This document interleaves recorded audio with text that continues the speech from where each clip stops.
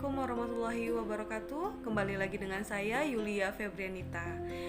Kali ini kita akan membahas tentang topik kita tentang monitoring evaluasi keselamatan pasien. Nah, keselamatan pasien itu bisa kita laksanakan di rumah sakit. Selama 10 tahun terakhir telah terjadi luapan statistik tentang kesalahan medis dan kerugian bagi pasien. Banyak kasus yang gagal layanan kesehatan yang benar-benar tragis, dan semakin banyak laporan pemerintah dan profesional mengenai kebutuhan untuk membuat layanan kesehatan yang lebih aman. Nah, sekarang ada penerimaan dan kesadaran luas akan masalah bahaya medis, dan dalam dekade terakhir ini, upaya besar telah dilakukan untuk memperbaiki keselamatan layanan kesehatan. Jadi, untuk mengatasi hal itu dibutuhkan yang namanya monitoring evaluasi di dalam keselamatan pasien.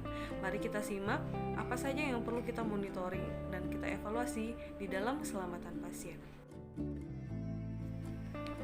Lingkup keselamatan yang meluas itu menentukan apa yang tidak dapat diterima. Pada tahun 1950, banyak komplikasi perawatan kesehatan yang diakui, setidaknya oleh beberapa orang. Namun sebagian besar dipandang sebagai konsekuensi intervensi medis yang tak terelakkan. Secara bertahap, beberapa jenis insiden dan kerugian tampaknya tidak dapat diterima dan dapat dicegah. Contoh paling jelas, akhir-akhir ini adalah infeksi terkait layanan kesehatan yang tidak lagi dipandang sebagai efek samping layanan kesehatan yang tidak menguntungkan. Dengan meningkatnya pemahaman akan proses yang mendasarinya, mekanisme transmisi dan metode pencegahan ditambah dengan tekanan publik dan peraturan yang besar. Infeksi tersebut menjadi tidak dapat diterima oleh pasien dan profesional. Nah, daftar tidak pernah kejadian yang diajukan di berbagai negara, seperti pembedahan lokasi yang salah atau bunuh diri seorang pasien saat berada di rumah sakit, sama-sama memiliki kesediaan untuk mengatakan bahwa jenis kegagalan tertentu tidak dapat ditoleransi. Nah, dalam 10 tahun terakhir ini, karena lebih banyak jenis bahaya telah dianggap dapat dicegah. Parameter keselamatan pasien itu telah meningkat. Jadi sejumlah besar peristiwa berbahaya sekarang itu dianggap tidak dapat diterima. Dan ini menjadi masalah keamanan dan bukan suatu kualitas. Selain infeksi dan tidak pernah kejadian, yang sekarang bisa kita dapatkan di Inggris itu seperti ulkus tekanan, terus terjatuh, adanya emboli di vena, dan kateter dengan infeksi saluran kemih yang terkait. Nah, kita juga lihat meningkatnya perhatian terhadap kinerja praktisi. Terus adanya analisis kejadian keselamatan tertentu yang menunjukkan bahwa penyebab insiden semacam itu lebih banyak terjadi pada sistem yang lebih luas daripada anggota staf yang tidak beruntung. Parameter keselamatan berkembang, tetapi kita tidak harus menganggap ini sebagai langkah yang mundur. Jadi perhatian lama dengan keamanan dan spesialisasi seperti anestesi dan kebidanan sebenarnya adalah penanda standar tinggi yang telah dicapai oleh spesialisasi. Keselamatan di sini adalah sebuah aspirasi untuk merawat dan memberi label lebih baik sebagai isu keselamatan. Ini adalah sebuah dorongan yang sangat memotivasi, mungkin emosional, sehingga hasil tersebut tidak dapat dan tidak bisa ditoleransi. Nah, seperti apa sih konteks sosial pengukuran? Pengukuran dalam praktek klinis cenderung diterima secara tidak kritis sebagai cerminan fenomena tentang minat. Tes darah, tanda-tanda vital, dan hasil patologi itu adalah semua indeks yang terpercaya. Meskipun interpretasi dan makna mereka bagi pasien yang individual mungkin sangat sulit, namun definisi tindakannya jelas dan metode pengukurannya tidak ambigu. Sebaliknya, ukuran keselamatan adalah seperti yang telah kita diskusikan, sulit didefinisikan dengan akurat. Nah, selain itu, ketika ukurannya tampaknya cukup jelas, ada banyak pengaruh di tempat kerja dalam proses pengukuran, dan pengumpulan data. Hal ini berlaku untuk banyak sistem pengukuran, namun diilustrasikan dengan baik dalam sebuah studi baru-baru ini tentang intervensi keamanan utama.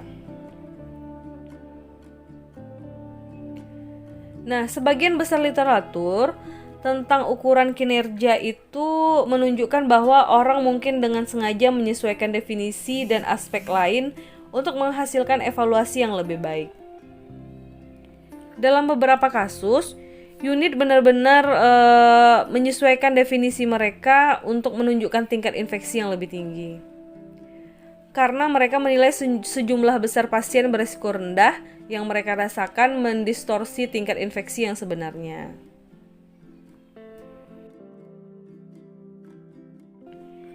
Nah, bagaimana pula sistem keamanan dalam perawatan kesehatan?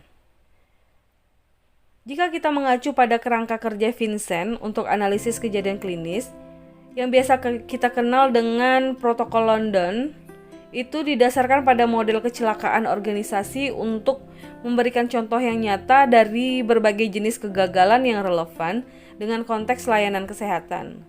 Dengan menggunakan analisis insiden spesifik dan literatur layanan kesehatan yang lebih luas. Dapat kita lihat di gambar ya. Di sini tujuan khusus dari protokol London itu adalah untuk memastikan proses penyelidikan reflektif yang komprehensif untuk insiden klinis yang melampaui kesalahan yang dangkal atau kesalahan untuk mengungkap faktor kontribusi yang mengakar lebih dalam. Protokol London ini mengacu pada model kecelakaan organisasi. Alasan di mana ia mengajukan pertanggungjawaban untuk proses yang mendasari kegagalan aktif dan untuk mengeksplorasi kondisi di dalam sistem yang mungkin telah menyebabkan kegagalan. Protokol ini menyediakan kerangka kerja untuk merefleksikan sebuah kejadian untuk mengidentifikasi kekurangan atau kekurangan yang mendasar dalam sistem layanan kesehatan. Nah, selanjutnya kita bahas tentang implikasi untuk memantau keamanan sistem di bidang kesehatan. Kisaran model dan pendekatan yang saat ini dipertimbangkan oleh kebanyakan orang yang bekerja di bidang kesehatan itu cukup sempit. Tentunya dibandingkan dengan mereka yang bekerja di bidang ilmu keselamatan atau manajemen keselamatan di industri lain. Berbagai pendekatan konseptual ini memberikan landasan yang kaya untuk pengembangan sistem pemantauan keselamatan yang lebih baik di bidang kesehatan dan di tempat lain. Sementara model memberikan indikasi umum tentang pendekatan yang harus dilakukan, misalnya fokus yang kuat pada indikator utama, dan mayoritas tidak didukung oleh studi empiris spesifik dan tidak memiliki implikasi yang sangat jelas untuk pengukuran. Nah, pendekatan konseptual mungkin menyarankan kriteria yang tidak segera atau jelas dapat diukur secara objektif. Banyak masalah yang terkait dengan model konseptual keselamatan, keandalan, dan ketahanan. Ini menyangkut sifat dasar atau laten yang kurang dikenal dalam kedokteran, namun banyak ditemui dalam ilmu sosial. Selanjutnya kita lihat dimensi pengukuran dan pemantauan keselamatan. Nah, kita tanyakan apakah sebuah organisasi ini aman membawa kita ke sejumlah pertanyaan yang membahas aspek keselamatan yang berbeda. Hal ini pada gilirannya telah mendorong kita untuk merenungkan informasi seperti apa sih yang idealnya yang kita butuhkan untuk memberi gambaran menyeluruh tentang keamanan organisasi secara menyeluruh. Nah, Vincent, Burnett, and Courtney mengelompokkannya menjadi 5 dimensi. Yang pertama adalah kerusakan masa lalu. Nah, ini mencakup tindakan psikologis dan fisik. Yang kedua yaitu adalah keandalan. Ini mencakup ukuran perilaku dan sistem. Selanjutnya, sensitivitas terhadap operasi. Maksudnya, informasi dan kapasitas untuk memantau keselamatan setiap jam atau setiap hari. Selanjutnya, antisipasi dan kesiapan. Bagaimana kemampuan mengantisipasi dan bersiap menghadapi masalah. Nah, selanjutnya integrasi dan pembelajaran. yaitu kemampuan untuk merespon dan memperbaiki informasi keselamatan. Nah, sistem pelaporan dalam perawatan kesehatan itu pada awalnya ditujukan untuk menyediakan sarana pengukuran dan pembelajaran yang baik dari kejadian buruk maupun masalah keselamatannya. Di sini yang menjadi pertanyaan adalah, dapatkah kita menggunakan sistem pelaporan untuk menghasilkan ukuran kerugian yang dapat diandalkan? Nah, menurut penelitian Vincent lagi dan teman-temannya, itu menunjukkan bahwa sistem pelaporan rutin yang diterapkan di rumah sakit besar itu melewatkan sebagian besar insiden keselamatan pasien yang diidentifikasi berdasarkan catatan kasus dan hanya mendeteksi 5% insiden yang mengakibatkan kerusakan pada pasien itu. Nah, juga diketahui bahwa sistem pelaporan kejadian itu sangat miskin dalam mendeteksi kejadian yang buruk. Nah, seperti apa pelaporan kejadian yang ditargetkan? Beberapa organisasi itu menggunakan laporan kejadian prospektif atau tertarget, seringkali untuk jangka waktu yang tertentu, untuk mengatasi masalah keamanan yang diketahui. Misalnya, dalam beberapa praktik perawatan primer itu ada minggu-minggu tertentu ketika setiap kejadian buruknya dicatat. Nah, dari sini, staf mungkin diminta untuk melaporkan masalah spesifik seperti kehilangan hasil tes berdasarkan target untuk bulan berikutnya.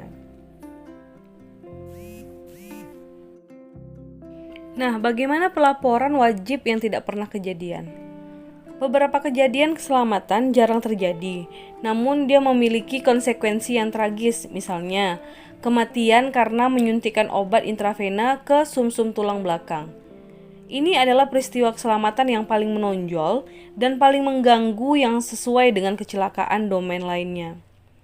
Peristiwa-peristiwa tersebut dituangkan dalam daftar 24 tidak pernah kejadian yang disusun oleh Forum Mutu Nasional Inggris pada tahun 2004 dan sejak diadopsi oleh banyak organisasi sebagai target keselamatan.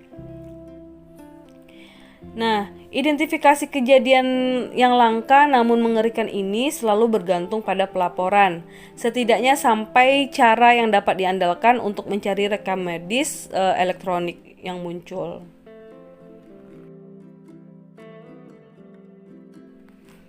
Nah, contoh list tidak pernah kejadian dari NHS tahun 2012-2013. Dapat dilihat di tabel ini.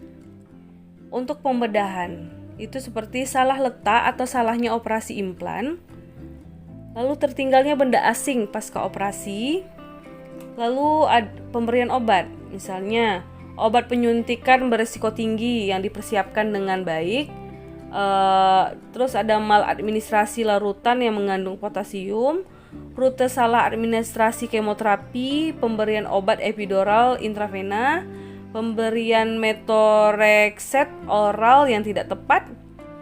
Selanjutnya kesehatan mental, bunuh diri menggunakan rel yang tidak bisa dilipat, melarikan diri dari tahanan yang ditransfer.